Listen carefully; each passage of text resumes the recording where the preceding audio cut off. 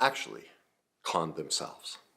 Well, welcome back. In today's video, I'm going to show you how childhood, society, and culture created the perfect storm for these women to unknowingly con themselves into being swindled. Now, I know that's a big proposition I'm making, but bear with me. Now, before we get started, I want to make 4 distinctions. The first one is this, and it's huge. The swindler was consciously aware that he was swindling all of these women. He knew what he was doing.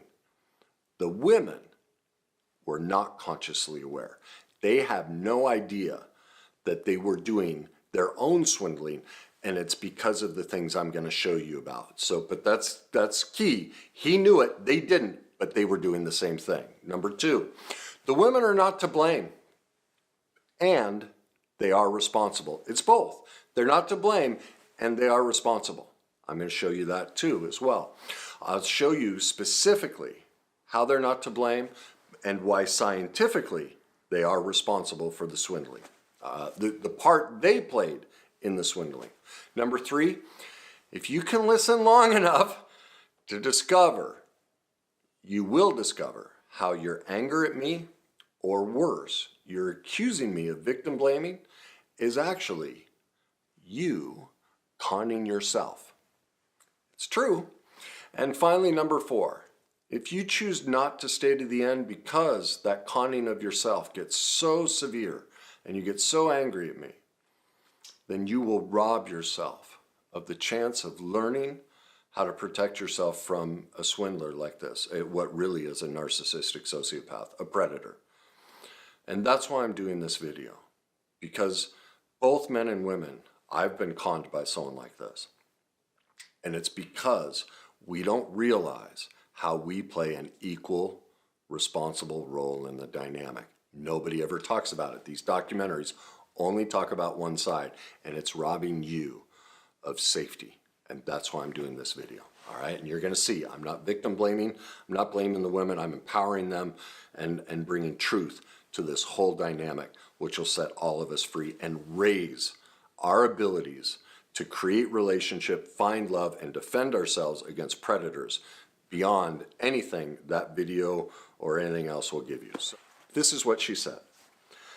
The moment I get nervous, then I know there's something special here.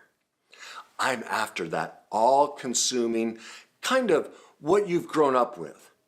The first memories I have of love is Disney. I had memorized the entire Beauty and the Beast cassette. I love how she's just a small town girl, just like me, hoping for something bigger. She meets this person. Then she saves him, in a sense, and he saves her. They go into a different life together. It just sticks with you like the feeling of a prince coming to save you. I think that even though you know it's not real, it's still with you. I think everyone has that little bit of hope deep down inside. It will be as magical as they are portraying it to be. Do you see what she just did to herself? Now that you know how emotion works, did you see it? Did you hear it? What did she start by saying? Nervous. Where did she learn about nervousness? Disney. What's the Beauty and the Beast? What's he start as? A beast. He's scary. She's looking. She learned from culture and childhood. Fear. I'm not attracted unless I'm afraid. What else did she learn? I'm looking for a beast. Do you remember how, I'm sorry, I've been with narcissists. I can see a narcissist a mile away. As soon as they showed his picture, I saw a beast. I was like, the emptiness and darkness in his eyes and the false facade of his whole mannerism. I'm like, no, thank you. But she grew up and created, remember emotion, she created her own construction of what love looks like. It looks like a beast. All of us in childhood go through trauma. All of us. The problem is people equate trauma with severe events as though trauma is only if there's a natural disaster. Like it has to be that severe. A traumatic event is any life event that creates a negative emotional experience. We've all been through trauma, severe trauma. Now, what happens in trauma, and the ideal way that trauma happens to us in childhood, to all of us, is because we don't teach how to parent, because even if we did, we're all perfectly imperfect. What parents do is when we make a mistake, instead of saying that behavior was wrong, they send the message, you as a person are wrong and bad. So, we end up developing a shame core that I'm defective.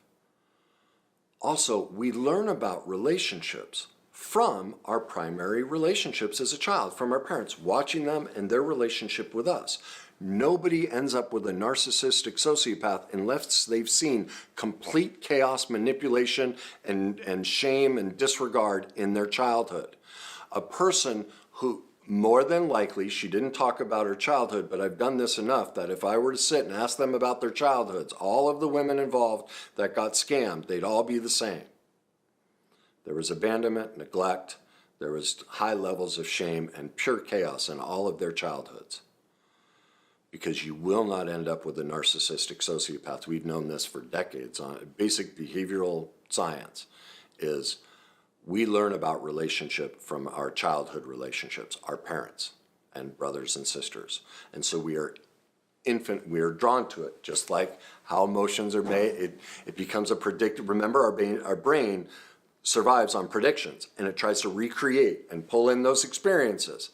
And that's why this woman only is attracted to what she's already experienced in her childhood. She's looking for the beast. All right? So as I was saying, every parent, directly or indirectly, and most often not on purpose.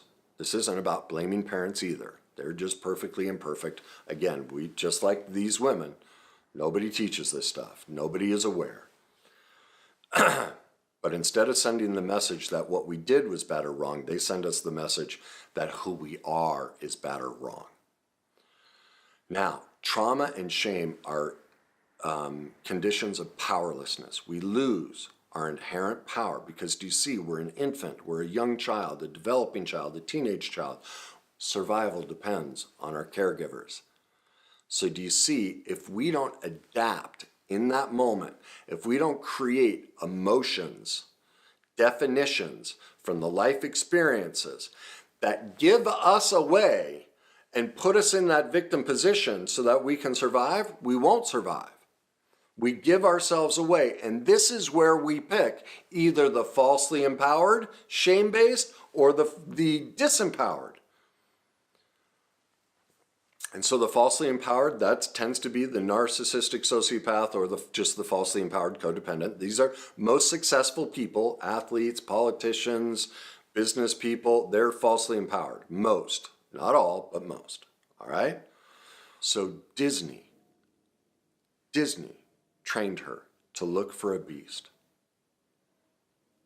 and to skew that the idea of true love is based on intensity and trauma. She's not to blame for that. And I don't think Disney even knows that that's what they're training young children to look for. And that they're training them to become love addicts and love avoidance. They don't even know that. We don't, again, both of these processes were just discovered in the last 5 years of how this works, okay? So I'm not blaming anybody. You can't be blamed for doing things you weren't even aware of. But that's why I teach emotional mastery. It's based on the concepts of what creates all of this, what creates it, the physiology within our body. We store trauma in our body, that physiological state. We must become aware. What's my whole process? You first look at a feelings wheel. That gets you, what am I feeling? Well, to do that, you have to be in touch with your body. Then you ask yourself, where in my body do I feel this? Now, for the first time, I'm in touch with the trauma that I'm experiencing. What's my first memory of this trauma? We catalog it all the way back to the beginning. Now I see where I learned the behaviors, just like her, to be nervous and relive her trauma against herself. And the only man she's going to be attracted to in a room at 10,000 is a narcissistic sociopath who's a beast that she can manipulate with a God complex from the bottom victim position to feel good about herself, to heal the shame that she's completely unaware of that's caught in her worst day cycle. And then she can use denial and say, it wasn't me, which is stage 4 of the worst day cycle, and walk away from responsibility and get love and control of power over everybody. And so we first must connect to our body, go back to the past, and see how the original traumatic events are still running our life today. Remember, I talk about 95% of our life, we are not adult. That's more proof of it.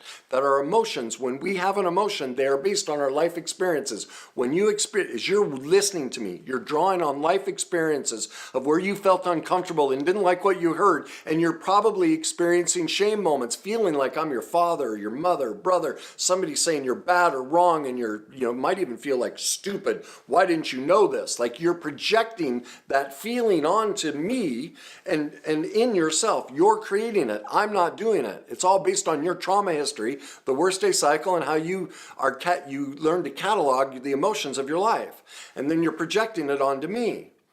And so those are the first 2 stages of the healing work, and emotional mastery then teaches you the third of how to create new experiences with emotions, new definitions for all of these life situations, so that you look for the prince and not the beast. That's the value of all of this.